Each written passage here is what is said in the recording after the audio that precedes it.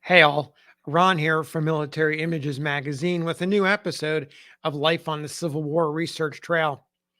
Today I want to talk about the soldier pictured here, Milton Holland. One writer described him as brave, aggressive, fearless, uncompromising. All these qualities came into play when Holland and his regiment, the 5th U.S. Colored Infantry, went into action in Virginia along the front lines of Richmond and Petersburg in the autumn of 1864. On the night of September 28th, the arrival of ammunition and other equipment at the camp of the 5th was a clear indication to the men that they and their regiment would soon be called to battle. While its 550 enlisted men received supplies, a skeleton crew of officers barely covered its duties. On paper, 3 line officers were required to lead each of the 10 companies. But here, the regiment can only muster 10 or 1 for each company. The next day, the 5th assaulted New Market Heights, part of the defenses of the Confederate capital that included a fort, extensive earthworks, and 2 lines of slashed tree branches and brush, also known as abatis. The troops advanced into severe musket fire and suffered heavy casualties. 4 of those 10 company commanders, all white officers, were wounded. Now, a loss of this magnitude might have crippled many regiments and caused an attack to falter and collapse, but not in the 5th. At this critical time, this critical moment, the soldiers stepped up. 4 men, 3 sergeants, and Holland, who had been temporarily assigned to duty as sergeant major of the regiment, a high honor, rallied the officerless companies and led them forward. Now, there's a quote, a passage I want to read to you from Major General Benjamin Butler, the Beast. The old spoons from New Orleans, you Civil War students will know him as. He was the commander of the Army of the James that included the 5th. Here's what he had to say. Quote, "The enemy concentrated their fire upon the head of the column. It looked in one moment as if it might melt away. The colors of the 1st Battalion went down, but instantly they were up again, but with new color bearers. Wonderfully, they managed to brush aside the abatis and then, at double quick, reform the column and charge the 2nd line of abatis. Fortunately, they were able to remove that in a few minutes, but it seemed a long time to the lookers on. Then, with a cheer and a yell that I can almost hear now, they dashed upon the fort.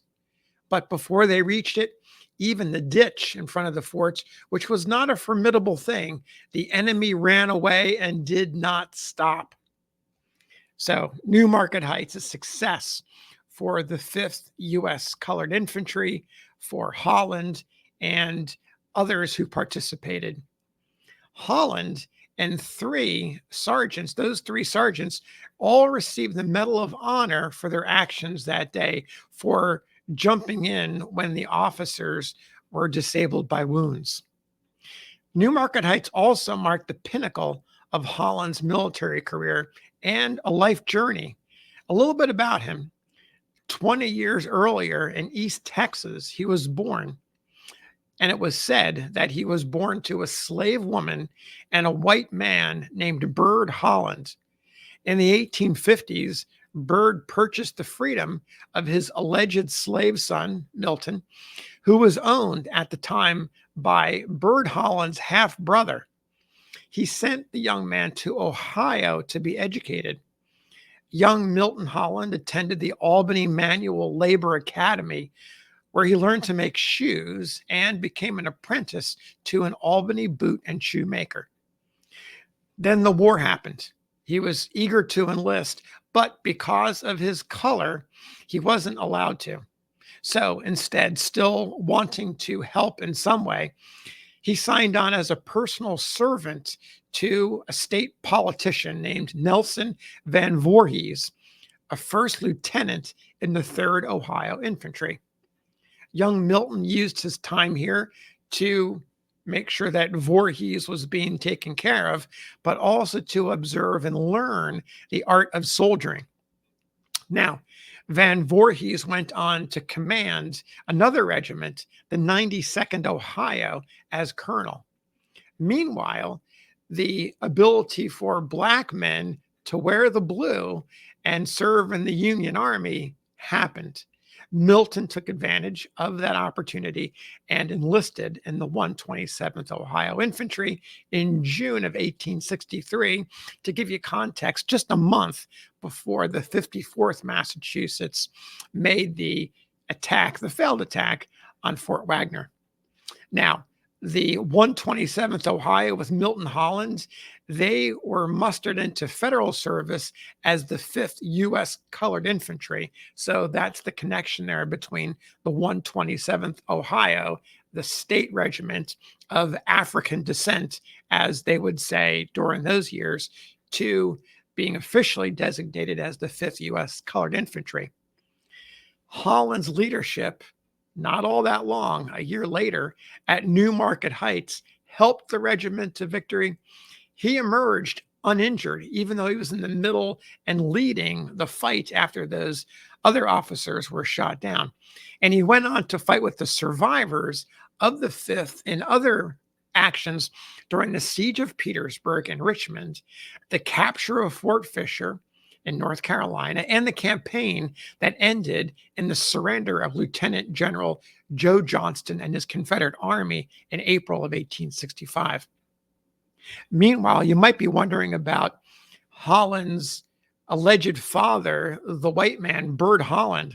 Well, he became an officer in a Confederate infantry regiment, the 22nd Texas, and he died in action fighting Union troops in Louisiana at the Battle of Sabine Crossroads in April 1864.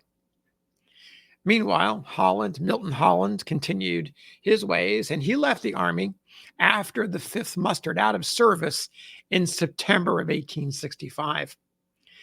Now, he had hoped for a commission as an officer, but didn't quite get it. Only a very small number of Black men were awarded commissions, about 120.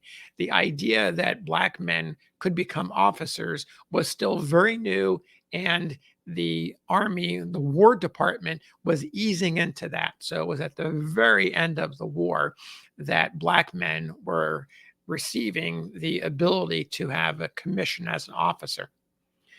One writer attributed the denial to post-war issues, said had he been white, he would have received a commission, and much of the pessimism and depression that clouded the latter years of his life might have been avoided.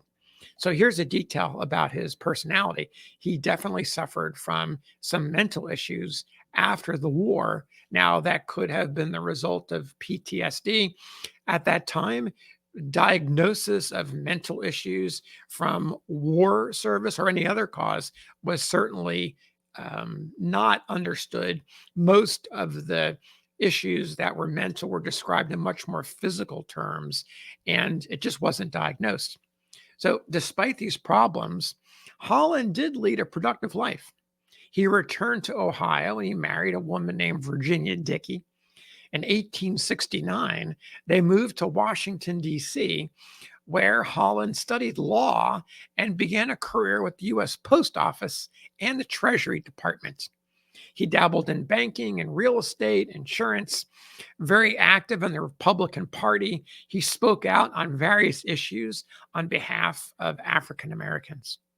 He also had a farm on the outskirts of the District of Columbia in Silver Spring, Maryland, and it was well known as a gathering place for Black society in the later part of the 19th century and into the early 20th century.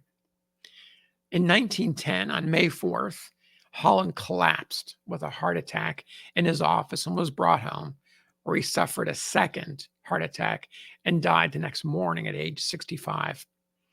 His remains were buried with full honors at Arlington National Cemetery, where he rests today. So thanks for listening to the story of Milton Holland of the 5th U.S. Colored Infantry. Medal of Honor recipient for Newmarket Heights. Take care. We'll see you on the next episode of Life on the Civil War Research Trail.